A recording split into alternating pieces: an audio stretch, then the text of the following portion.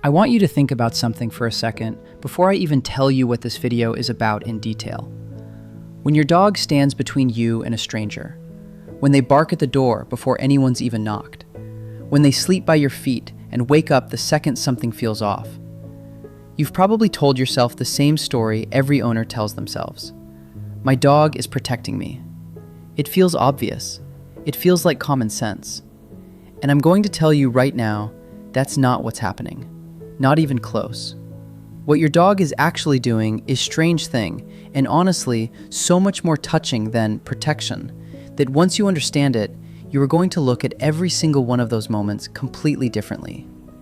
And I want you to stay all the way to number 7, because the last one, with the actual proof, and hits hardest, the study that made scientists stop and go. That one changed how I see my own dog, and I think it's going to do the same for you. So let's get into what's really going on in that head of theirs. Before we start, drop a comment for me. Tell me, does your dog do this stand between you and a stranger thing? I want to know is how many of you have watched this happen and called it protection, just like I used to. 1. The story we've all told ourselves. Let's talk about why we all assumed protection in the first place. It makes sense on the surface, right? Dogs descend from animals that lived in groups. Groups protect each other. So a dog standing guard just fits the story we already know. But here's the problem. Researchers who actually study canine behavior, not just assume it, point out something that most owners never stop to consider. True protective behavior, the kind you see in genuinely trained guard animals, requires a very specific read of threat.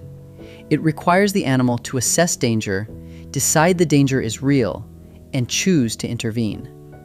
What your dog is doing in almost every one of those protective moments isn't that. It's something scientists call hypervigilance to novelty. In plain terms, your dog isn't scanning for danger to you.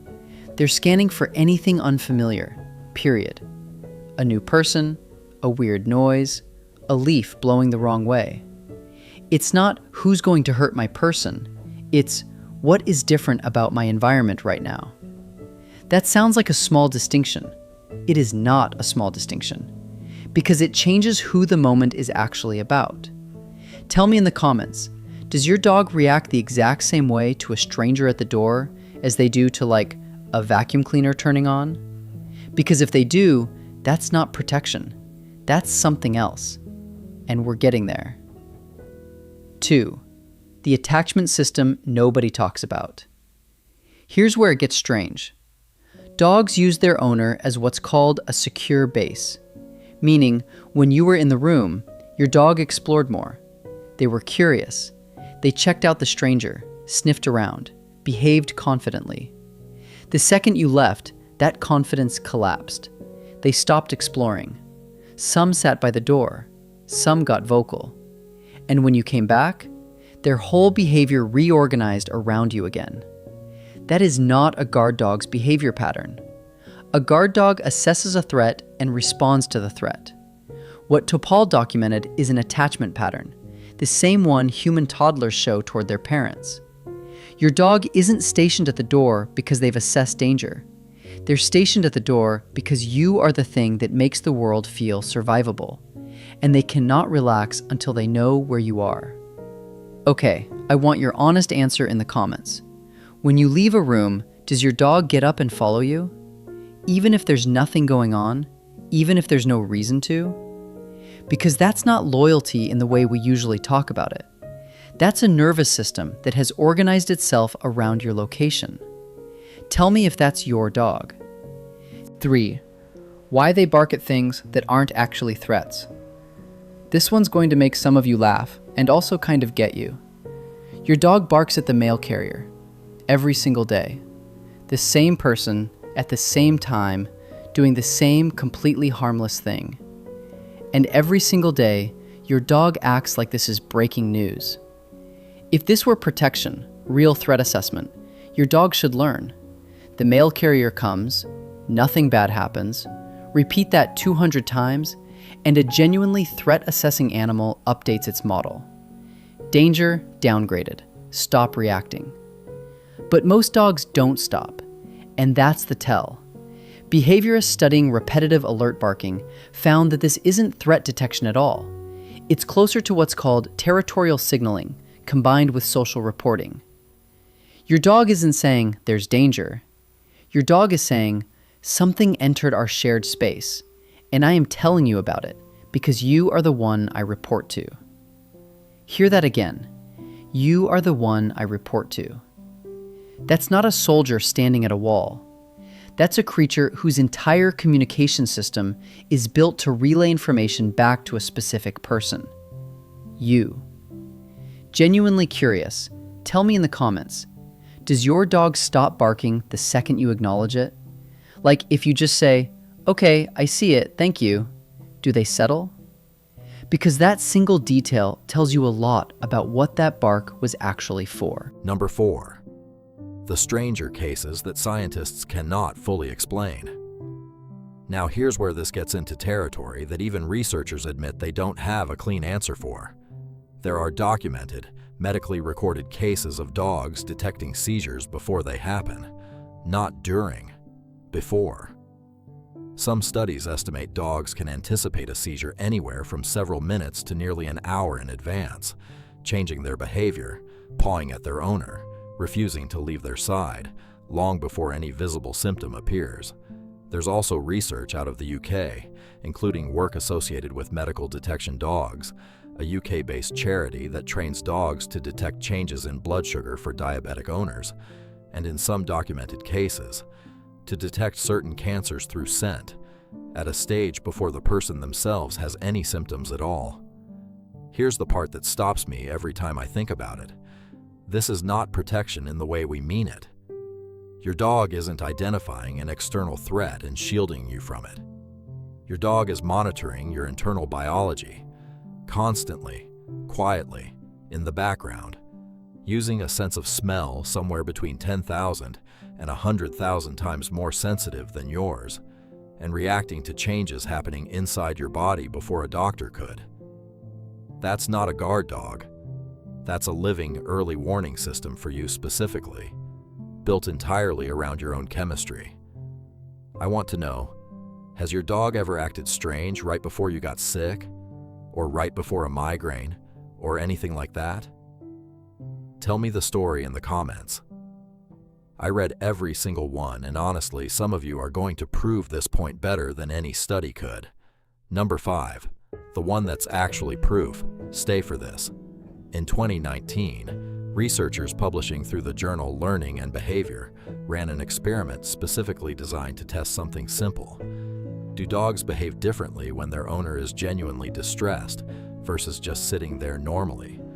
They had owners either pretend to cry, actually be distressed, or hum quietly, a neutral control, and they measured what the dogs did. Here's the finding that matters. Dogs did not simply run toward the sound of crying the fastest, out of every dog in the study, no matter how attached they were. What predicted whether a dog rushed to comfort their owner wasn't how strong the bond was. It was how well that specific dog could regulate their own stress response. Hear this twice because it's the whole video. The dogs who ran to their crying owner immediately weren't the most protective ones. They were the ones who could handle their own distress well enough to still function and respond. The dogs who hesitated, who seemed to freeze, weren't dogs who cared less. They were dogs who became so overwhelmed by their owner's distress that their own nervous system short-circuited before they could act. This is not guarding. This is emotional contagion. It's a term researchers use to describe when one creature's emotional state transfers directly into another's nervous system, not through logic, not through threat assessment, but through something closer to shared feeling. Your dog isn't standing there calculating whether to protect you. Your dog is having your emotion inside their own body, in real time. That's the proof. Your dog was never a soldier standing guard, weighing danger and response. Your dog is a creature wired to catch what you're feeling and carry it as if it were their own. Okay, this is the one I actually want your opinion on. Do you think that's more or less impressive than protection? Because I go back and forth. Tell me where you land in the comments. I genuinely want to know. 6. Why this changes how you should act when you're upset. Here's the part most owners never think about, and it matters more than people realize. If your dog isn't protecting you, if your dog is catching your emotional state and carrying it, then the way you behave when you're falling apart doesn't just affect you. It's landing inside your dog's nervous system too.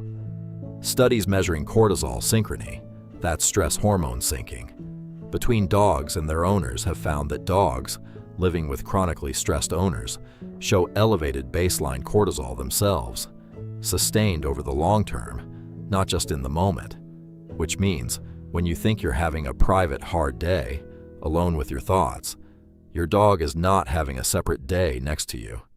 They're having a version of your day inside their own body chemistry. That's not something to feel guilty about.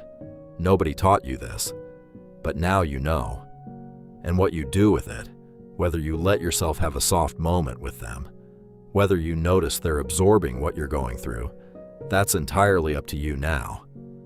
Tell me honestly, do you think your dog has picked up your stress on a bad week before you even said anything out loud? I want real answers in the comments. This is the part of the video I think about the most. 7. Closing / the actual takeaway. This is the one I told you to wait for. So let's go back to where we started. Your dog standing at the door isn't a soldier assessing a threat. Your dog isn't a guard weighing danger against safety and choosing to stand between you and it. What your dog is actually doing is something we don't really have a clean word for. They are tethered to your nervous system. They report to you. They monitor your body's chemistry without being asked. And when you fall apart, some part of them falls apart a little too, whether or not they know how to fix it. That's not protection. Protection is a job. What your dog is doing is closer to devotion that doesn't know how to switch off. So here's what I want from you before you go. Drop a comment and tell me, out of everything in this video, which one genuinely surprised you the most: the barking, the seizure detection, or the crying study. I want to see which one hits people the hardest, because I have a feeling it's not going to be the same answer for everyone. Hit like if you're never going to look at your dog standing guard the same way again. Subscribe, because we do this every week. Real research, not assumptions. And I will see you in the next one.